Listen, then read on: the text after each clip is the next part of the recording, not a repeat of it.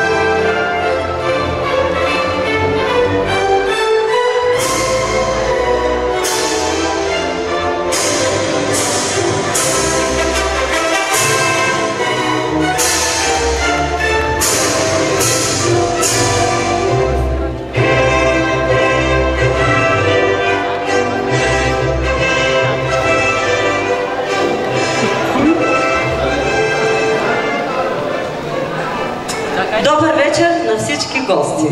Добре дошли. За мен е особено удоволствие да ви представям с добре дошли на всички вас, които ще станете част от прекрасното събитие, наречено сватба. И всички ние, пък сигурна съм, че ще се радваме, че ще станем част от красивата приказка, разказваща за любов на двама души и на тази на техните родители. Днешният 5 юни 2015 ще бъде запомнен от всички вас като най-веселият, най-усмихнатият и най-топъл ден. Аз ви го обещавам. От вас се иска да се забавлявате безумно много. Виждам, че сте се събрали все хубави хора.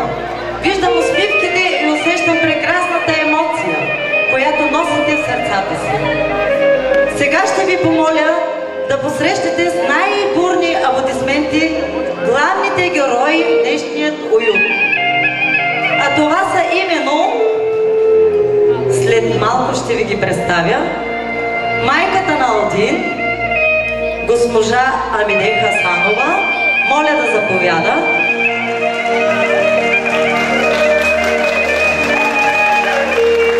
И господин Сабин Емилов, бащата на Алдин.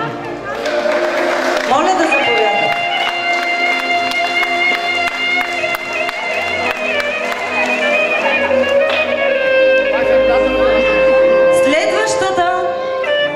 Следващите аплодисменти за семейство Галя и Живко Михайлови. Моля да заповядат родителите на Юлиана, на булката.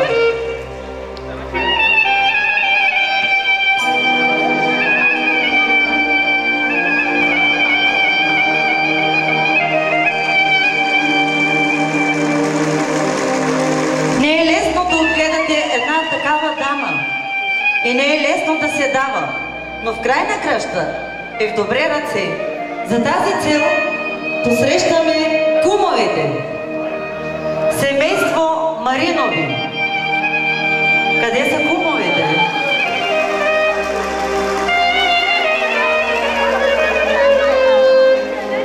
Не е лесна вашата задача. Знаете го много добре. Моля всички гости, нека станем на крака.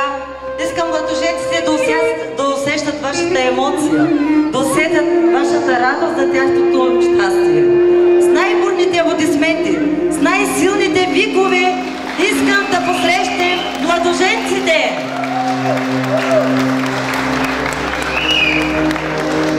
Мили младоженци, какво е бракът? Той може да бъде много неща. Може да бъде разбирателство, може да бъде умора. Не може без най-важното, не може без любов. Днес вие решихте да следите съдбите си в една. Ние от своя страна искаме да ви пожелаем да бъдете най-веселите, да бъдете най-любимите, реални, обаятелни, най-нежните и най-добри, и строги, и слаби, и силни. Нека вашите искрени пожелания да бъдат наши сърдечни пожелания.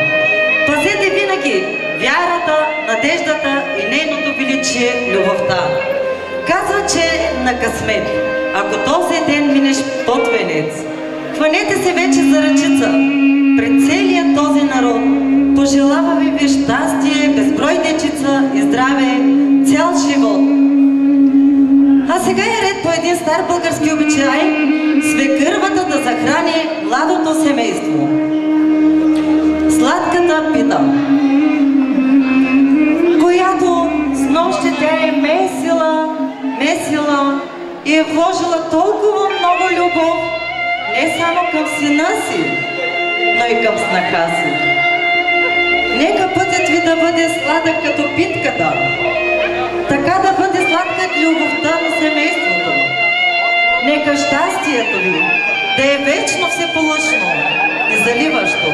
Нека любовта ви винаги да е така надежда и вълнуваща.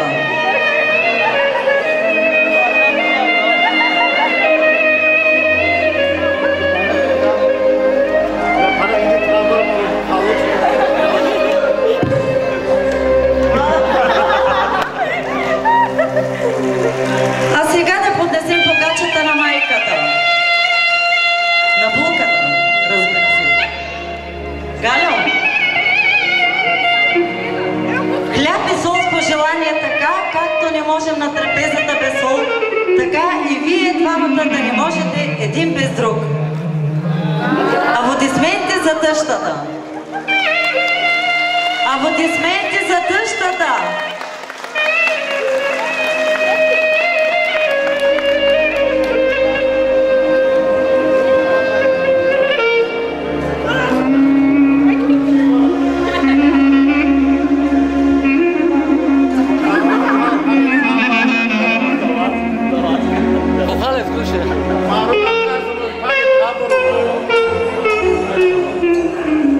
А сега идва виното да поднесе бащината ръка. Младоженеца май е жаден и то доста.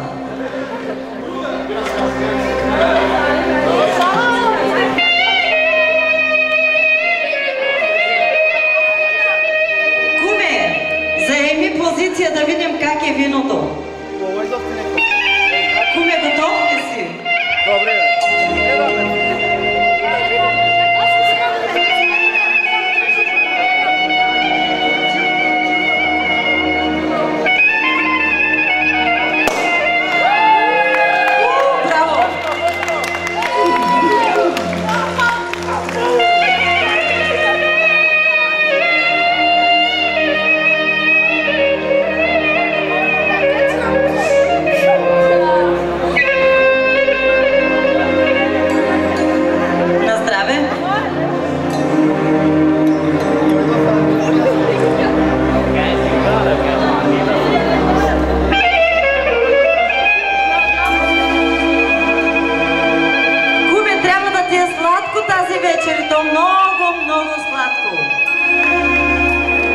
Я да видим.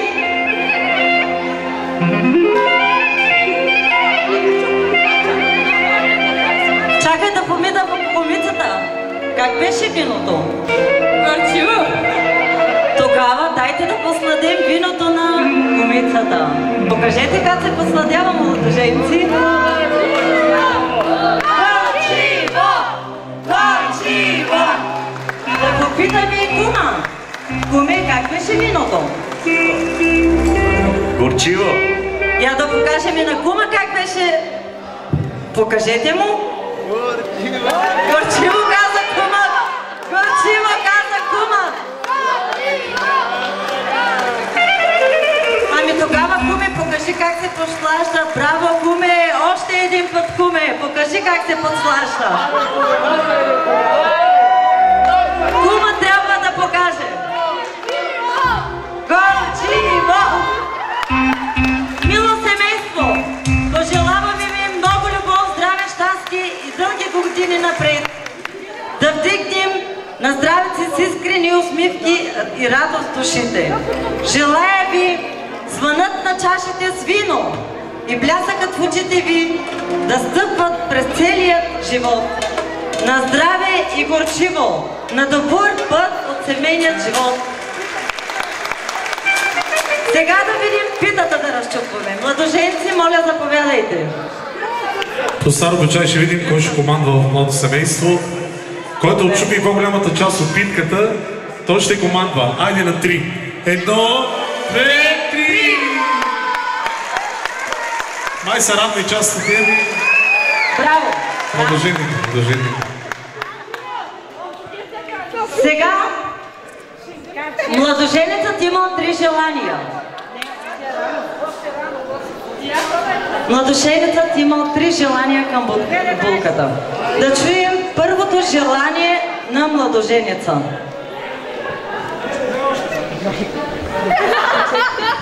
Индийски кючек. Булката ще играе индийски кючек. Първото желание на младоженеца.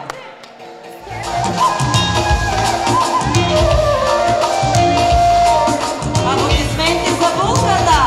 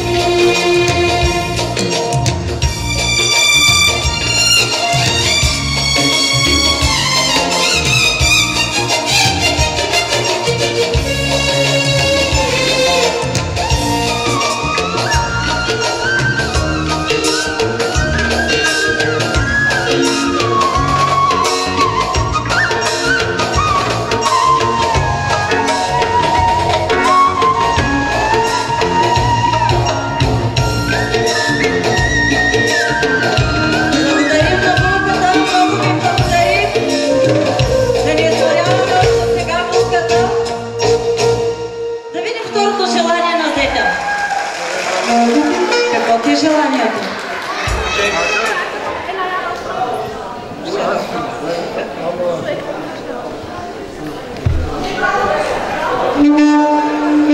Желанието на зетя иска да попита булката, може ли да замеси пита? Да, мога. А може ли Боб да свари?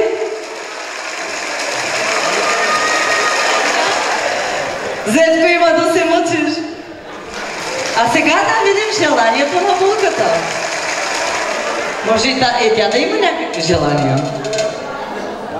Чека Боб.